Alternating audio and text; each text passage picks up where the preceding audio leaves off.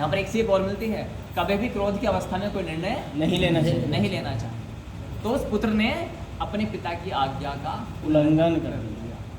ये कुछ उदाहरण मैंने दिए हैं जिससे आपको मिलेगा कि हाँ, अब स्वयं भगवान शंकर कह रहे हैं कि गुरु भी यदि शास्त्र के विरुद्ध कह रहा हो तब आपको उनकी आज्ञा के पालन में नहीं रहना चाहिए, और यदि गुरु पापी, लोभी या लालची हो तो बिना निंदा किए उनका त्याग कर देना चाहिए। ये स्पष्ट देवादिदेव महादेव ने कहा है। क्लियर हो गया?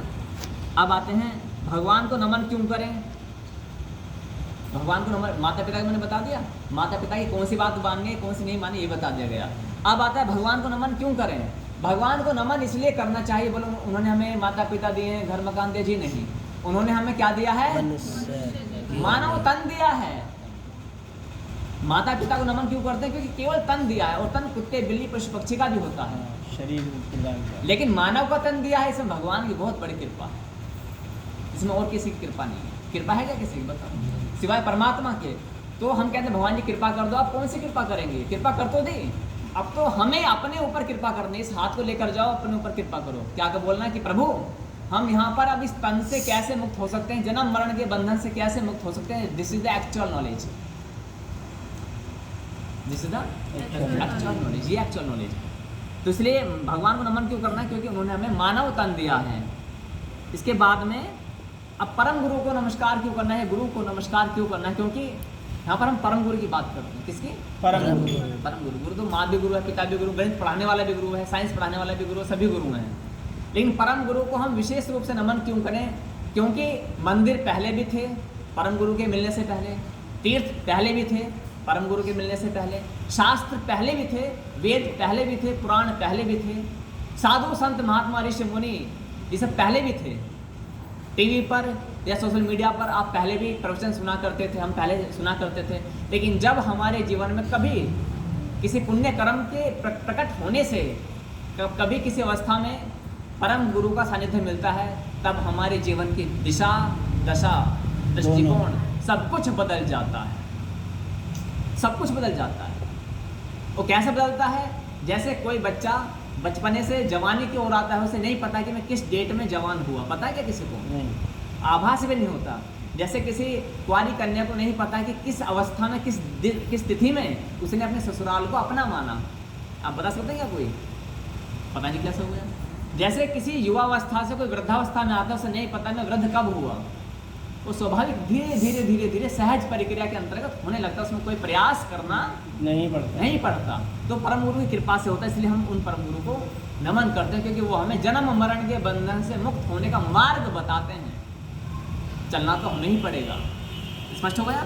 इसके बाद में हमारा कंटेंट क्या था, क्षणिक सुख और शाश्वत सुख। तो क्षणिक सुख में क्या आता है, इसमें खोए पुत्र और माता की कथा है, ये याद है सभी को, पता है ना? हाँ। किसी को नहीं पता तो थोड़ा फ्लैशबैक कर दो, पता है तो मैं आगे बढ़ जाता हूँ। पता है सभी को? पता है। बहुत अच्छा।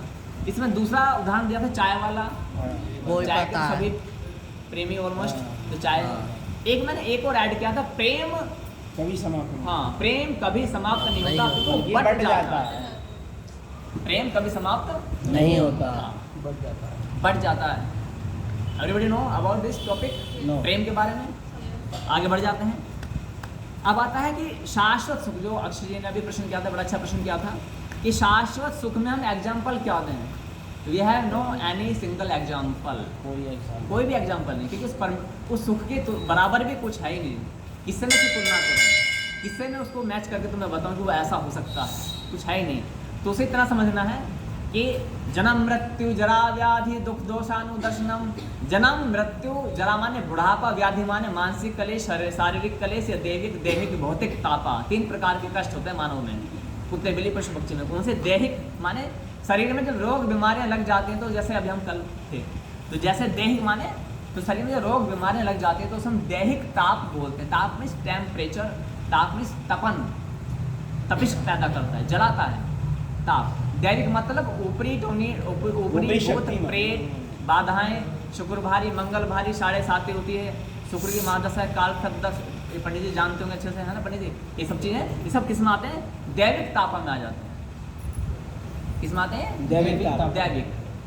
भौतिक ताप माने जैसे कहीं केदारनाथ में बादल फट गया, हम यहाँ पर हैं, आपदा आ गई। हमें कोई समस्या नहीं, लेकिन हमारी खेती है वो पूरी बह गई पानी में, तो ना तो कि वो ऊपरी टोना टोटका है, ना शरीर में कोई रोग है, फिर भी हम दुखी हैं।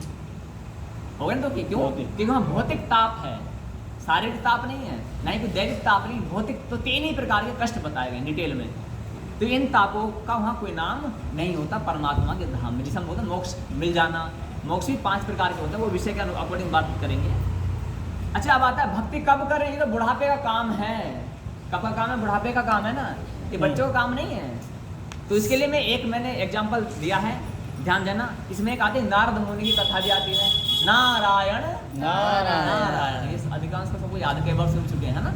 भक्ति की कोई उम्र नहीं। हाँ, अब आता है सर मुख्य ब्रह्मास्त्र क्या है कि भक्ति तो बुढ़ापे में करनी चाहिए, बचपन में करनी चाहिए। इसमें क्या है, जब भी यदि कोई आपसे पूछे कि भक्ति कब करनी चाहिए, जब समय बुढ़ापे में करनी चाहिए, उनको आपको एक उदाहरण देना है। नमस्कार करना है प्रभु जी, गर्दन झुकानी है, प्रभु हे महामाही, सम्मान दो जितना दिया जा सकता है। तुम्हारे चरणों की धूल हम हैं, जो खिल सके ना वो फूल हम है। वो व्यक्ति ऐसा फूल जाओ, हो चरणों की धूल है तो मेरे। अहंकारी व्यक्तियों को अहंकार पुष्ट होना चाहिए, वो खुश हो जाता है। तो उसको अहंकार चाहिए ना, तो उसके अहंकार को पानी दे दो, कोई समस्या नहीं है, सम्मान दो। अच्छा, फिर क्या बोलना है कि प्रभु आप ये बताएं, जब बच्चे का जन्म होता है तब क्या बालक के जन्म के साथ माता के गर्भ से कोई प्रमाण पत्र, कोई सर्टिफिकेट आता है कि आप 70 साल के बाद भक्ति करना, आपका शरीर 70 साल तक स्थिर रहेगा, स्वस्थ रहेगा, मन मस्तिष्क बराबर काम करते रहेंगे, 40 साल के बाद करना, या अपने बच्चों की संतानों की शादी के बाद आप भक्ति करना, ऐसा कोई प्रमाण पत्र आता है कि तुम तब तक जीवित ही रहोगे? क्या आता है कोई ऐसा? तो जब नहीं आता, तो जब आँख खुली तभी सवेरा।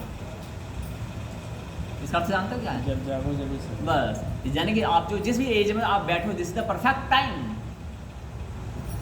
This is the perfect time for भक्ति।